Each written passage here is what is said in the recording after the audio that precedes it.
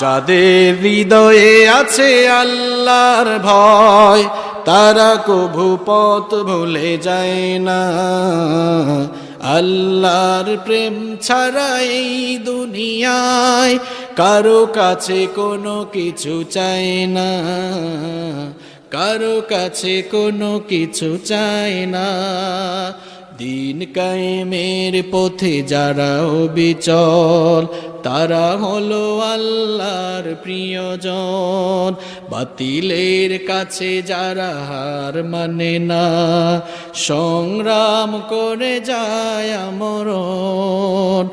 হেরার আলোতে যার হৃদয় রঙিন, হাতে আল কোরআনের দীপ্ত সঙ্গীন।